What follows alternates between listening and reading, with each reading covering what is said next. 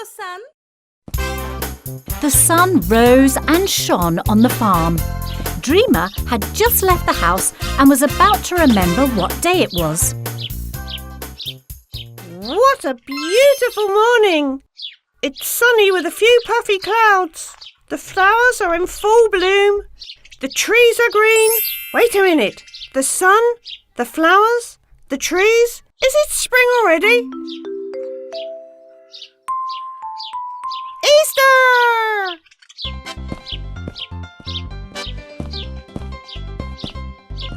The wolf was passing by and heard Dreamer's joyful shouts. What are you shouting about? I have a headache. Wolf! Wolf! Today is Easter! Easter! What is that? Easter!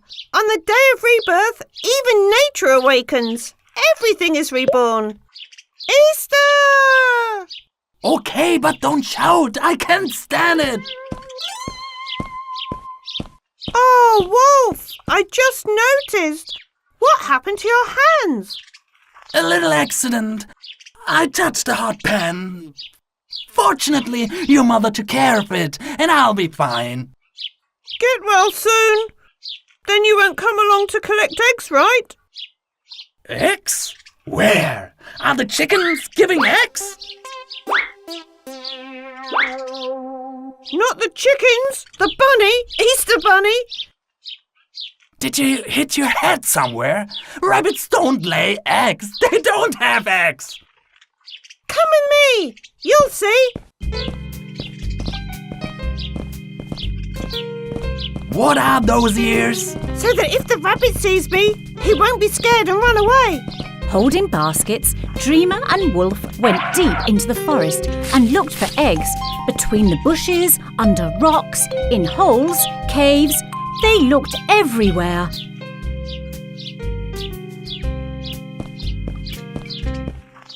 Well, nothing. That's strange. Look, Dreamer, I like you, and I like eggs even more. There's nothing I wouldn't do for a basket of eggs. But it seems to me that you were dreaming. No. On Easter, the Easter bunny hides eggs around. We need to find them and make a wish. The one who collects most eggs gets their wish granted. Dreamer put an end to the egg hunt. Unhappily, he sat on a rock. I'm going then. Ha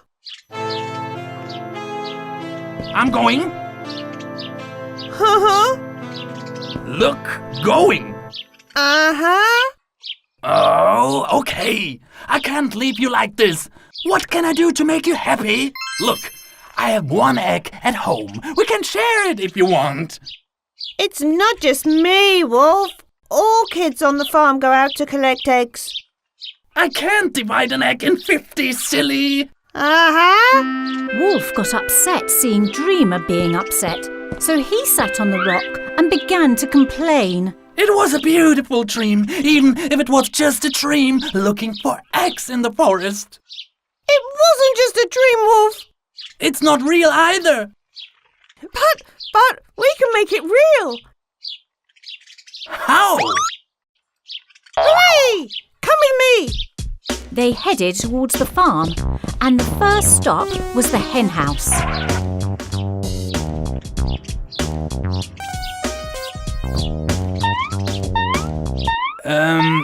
Dreamer? The chickens, they don't like me much. Come with me.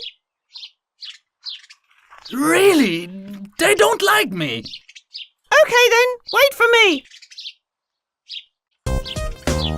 He went to the hen house. That crazy goat. We are going to collect eggs in the forest? A bunny's egg? Here I am. Our eggs are ready. Oh, wow! How? Did they just give you all their eggs? Yes, I said it was Easter. I have to keep this trick in my mind. Come on, let's get the paints from Artist's workshop. Why? What do we do with the paint? First, we boil the eggs, then we paint them. Dreamer and Wolf boiled the eggs first. Then they borrowed all the paints from Artist and sat in a corner, painting the eggs. Whoa! They look delicious! These are not for you, Wolf. What? Aren't we going to eat? No, these are for the kids. You are out of your mind! Dreamer continued painting the eggs. Some were spotted, some monochromatic, and some were decorated with stars. Here's the last one. Dreamer, I can't let you do this! Long live the eggs! Stop, Wolf. Where are you going? They're all mine! I can't just give you those eggs! Wolf, stop! They are Easter eggs. Wolf started running fast. No matter how fast Dreamer ran, he could not catch up to him. Finally, Wolf stopped and sat under a tree to eat eggs. Come to me, beautiful egg! Aha! I found you. The wolf left an egg behind and started running again. Hey, leave me alone! Wolf, come here. And once again, Dreamer caught up to Wolf while he was sitting eating an egg. Wolf! Wolf ran away. Dreamer chased him. Wherever Wolf stopped, an egg fell to the ground. Oh, Mommy, I'm tired. Wolf, here, I got you. I have no more strength to run anyway. Take your eggs. Dreamer took the basket. But, there are no eggs in this. Let me see. Oh no! Not even one egg is left because of you! Wolf, look. What is happening there? The children are out collecting eggs. My eggs! No! Yes, you were the Easter bunny that distributed eggs this year. This suits you very well. Actually, it suits. Let's join them. Okay, but I'll eat what I collect. Come on, maybe we can collect the most. That's for sure. Long live Easter! Happy Easter, Wolf! Happy Easter, Dreamer!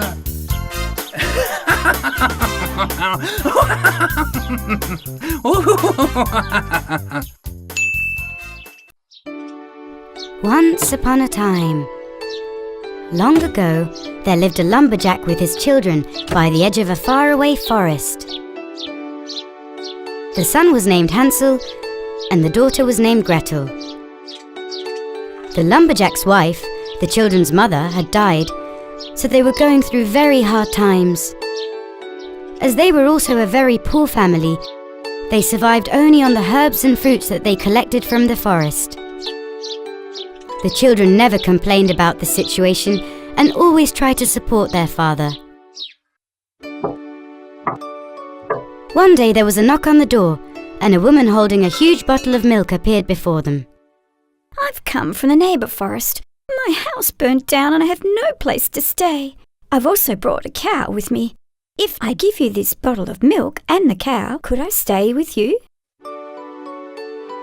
The father and children happily accepted this offer. At least they were now going to have a cow that could give them milk every day. After some time, their father married this woman, yet their impoverished life continued. One night, as the children went to bed, husband and wife started arguing, but Hansel was secretly listening to them. Look at us. How can we feed the kids like this? I'm helpless. I don't know what else to do. Well, I actually have an idea that could benefit us all, but I don't know if you'd accept. Tomorrow, let's take the kids to the forest and tell them that we're going to collect wood and we'll light a fire. Give each of them a loaf of bread and leave them there. Don't be ridiculous. I love my children. How could I abandon them? Don't worry. They're a lot older now. They can take care of themselves. When our situation gets better, we'll search for them. If not, all 4 of us will starve to death. Hansel was a very smart child, so when he heard his stepmother's plans, he secretly left the house to collect pebbles. His mother that had passed away taught him this. She had told him that the shining pebbles at night will show you the way. In the morning, their stepmother woke the children up. Hansel, Gretel, wake up! We're going to the forest. We need to collect wood for fire.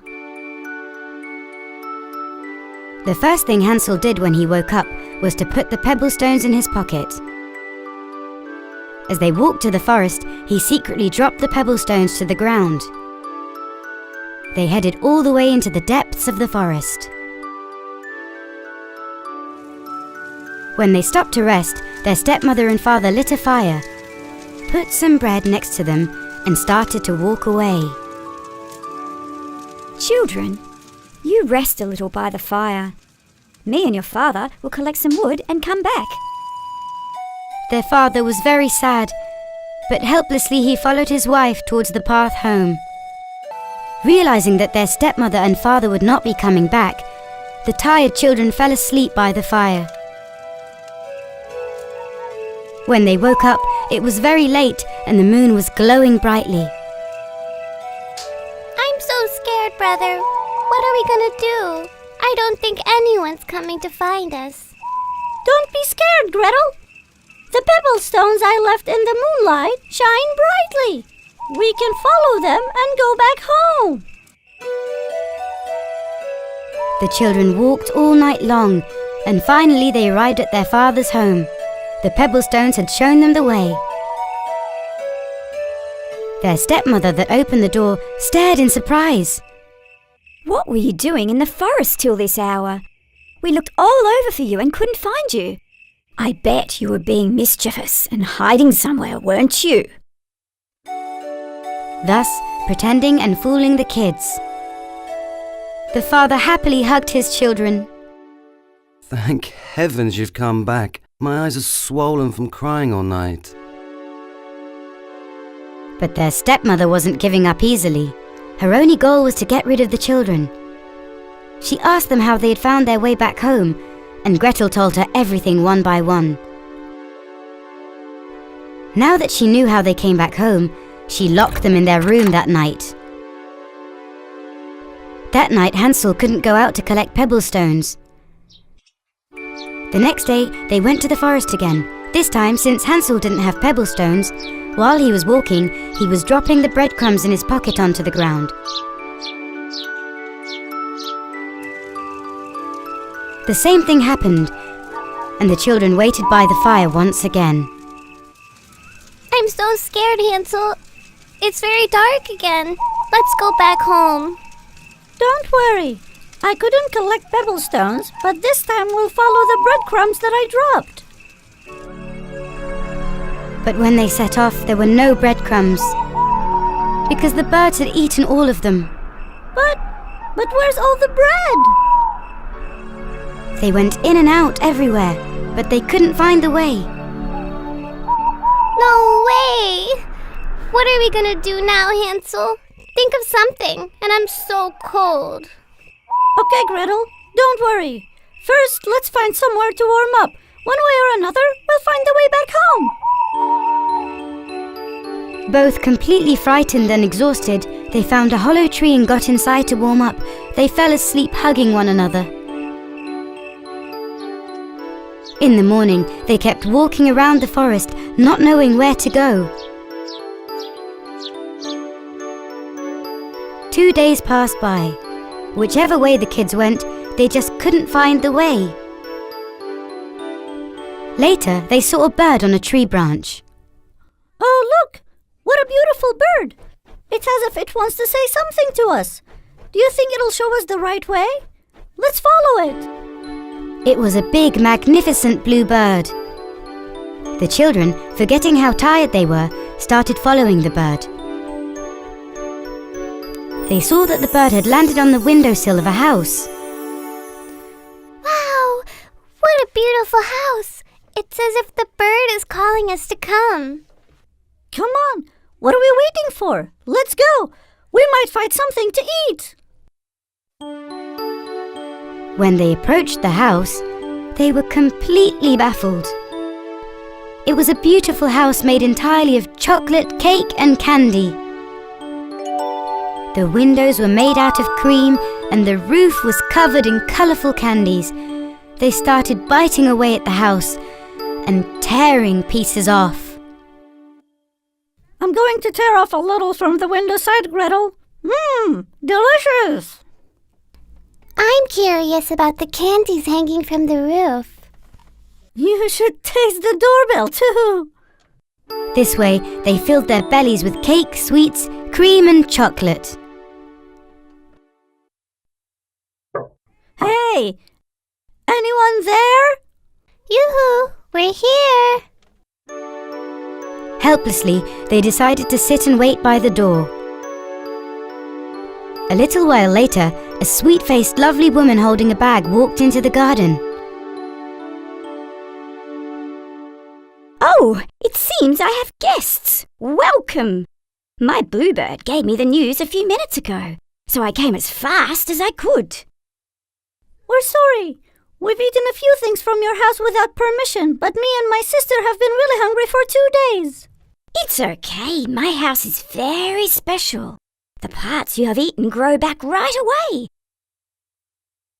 Come on, go inside. You must be cold. Also, if you don't have a home, you can stay with me. That night, she had them sleep in wonderful beds. And the next day, she prepared a delicious breakfast. Actually, this beautiful woman was an evil witch with treacherous plans. When she went to wake up the kids, Hansel and Gretel, who saw a horrifying witch in front of them, were screaming and wanted to escape from the room. But the witch captured Hansel and threw him in a cage and locked the door. She then threw Gretel into the kitchen. Ha ha ha ha! You stupid kids! You fell for my house made of candy. Go on then. Cook the meals that you and your brother like. Get fat, so I can feel my belly more when I eat you. Go on and get started. Since both children were incredibly clever, in order to not get fat, they only ate enough to survive.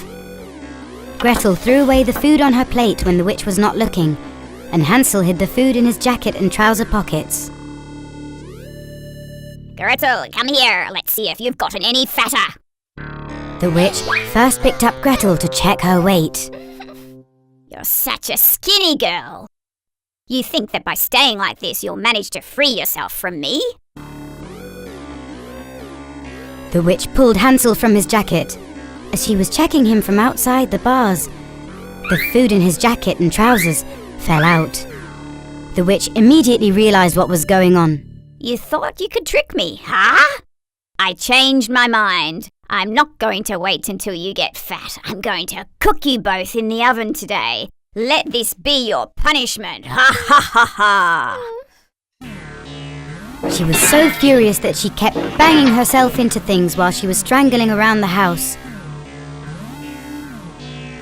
Because the witch was actually blind. It was then that Gretel realized that the witch couldn't see.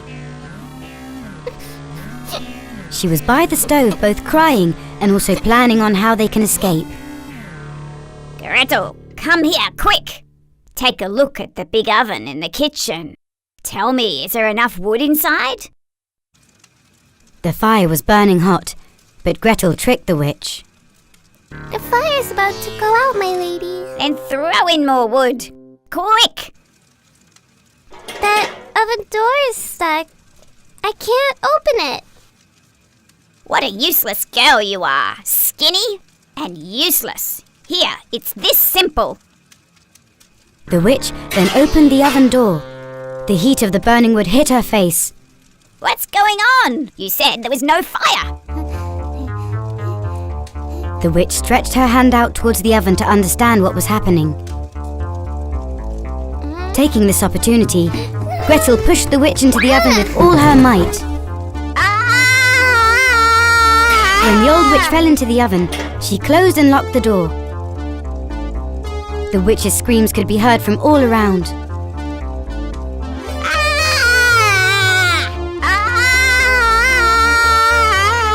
Help! Help! Gretel opened Hansel's cage and let him out. Both siblings hugged each other tightly. They were very happy. My dear sister, well done. We're now saved because of you.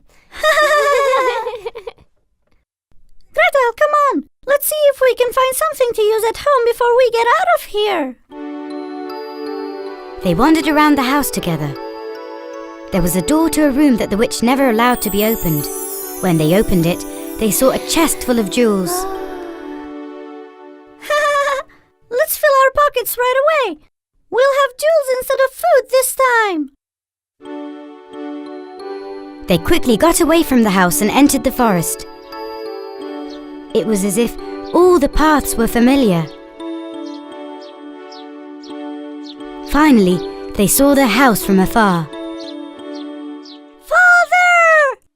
We're here. The father that opened the door happily hugged his children. He was so happy. Children, I have some news for you. Your stepmother got ill and passed away. I made a huge mistake by listening to her. Please forgive me. I've missed you so very much. I regret everything. We've missed you too, Father.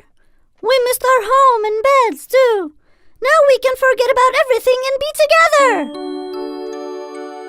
They took the jewels out of their pockets and gave them to their father. Their father stared with surprise. What are these? We're no longer poor. We're rich. Father, we have so much to tell you. You have no idea what we've been through. That night they sat by the fire and chatted till morning.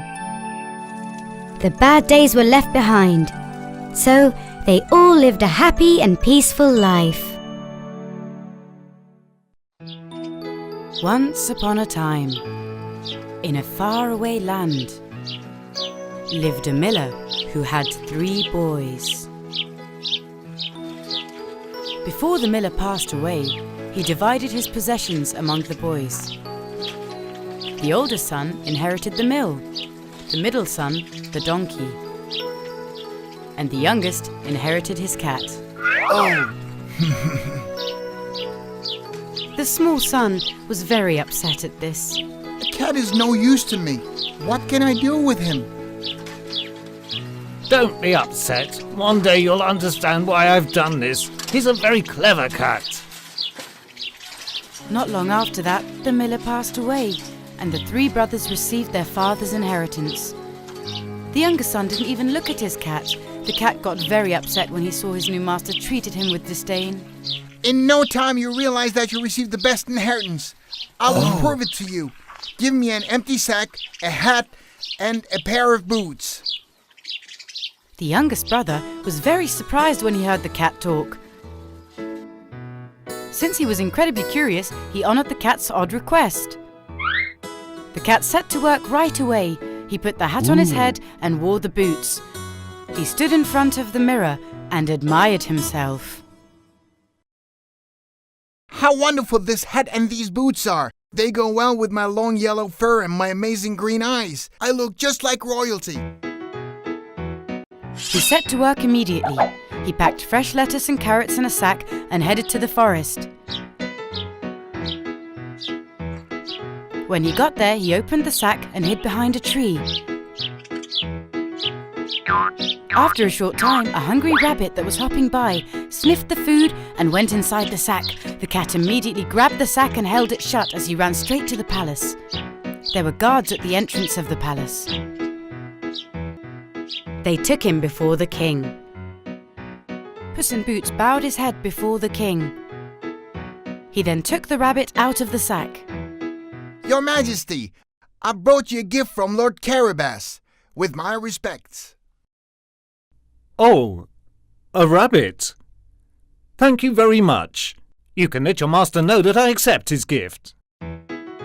Over time, Puss in Boots gave the king many different gifts on behalf of Lord Carabas.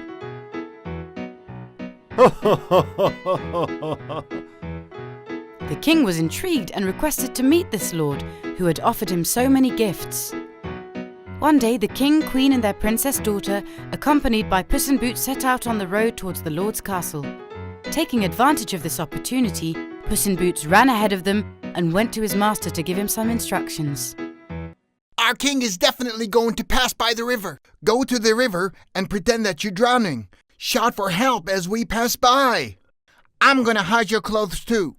What are you planning? What use is all of this to us? Don't be afraid. Just do what I say. The confused young boy went to the river as the cat instructed and waited for them to arrive. There were a lot of farmers on sides of the road that led to the lord's castle. The king will pass by here shortly. If he asks who this farm and land belong to, say that they belong to Lord Carabas. Understood? If you don't, the king will get very angry and punish you. Of course, sir. Whatever you wish. Puss in Boots warned all the farmers he encountered on the road. After doing so, Puss in Boots finally arrived at the castle where a mean giant with magical powers lived. Puss in Boots knocked on his door. Who is that? Who dares to disturb me? I'm the servant of Lord Carabas. My lord and the king will soon arrive at your castle. I'd like to go in so I can rest a little if you don't mind. Will you let me inside? Okay, come on in. Once inside, the cat started chatting with the giant. I've heard that you have magical powers, but I don't believe it. Apparently, you can turn into any animal. Is this true? Of course I can. Why wouldn't you believe it? For instance, can you turn into a lion? That's easy. Rawr. There you go. I'm a lion now. The cat, scared out of his wits, jumped on top of a cupboard. Okay, wonderful. That was easy. But can you turn into a mouse? Nothing to it.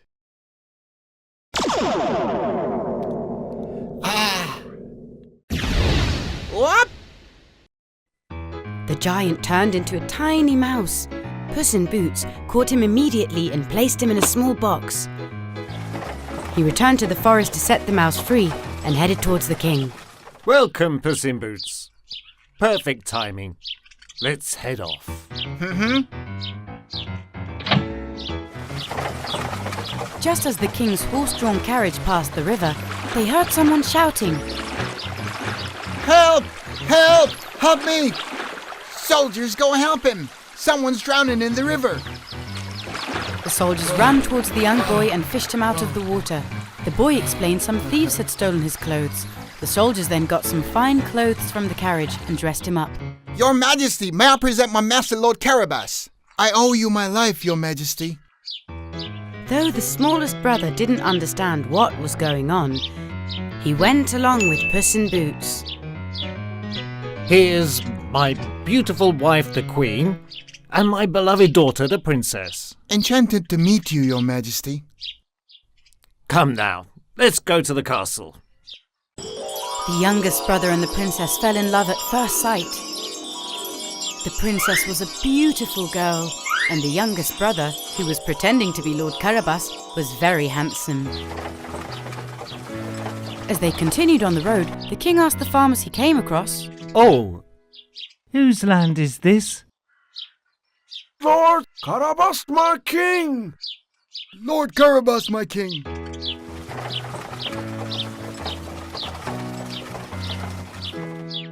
Lord Carabas, my king! Lord Carabas, my king! The The king was very pleased with everything he saw. Young lord, it seems that you are very powerful and loved around here. Puss in Boots' plan worked out perfectly. When they arrived at the castle, they treated themselves to a wonderful feast. By evening, the youngest brother had become Lord Carabas and had asked the king for his daughter's hand in marriage. I would like my daughter to have a powerful, wealthy, clever and respectable husband like you. If my daughter accepts, you may have her hand in marriage. Not long after that, the princess and Lord Carabas got married. They lived happily ever after in their castle. Puss in Boots never left their side. Oh, Father, now I know what you meant.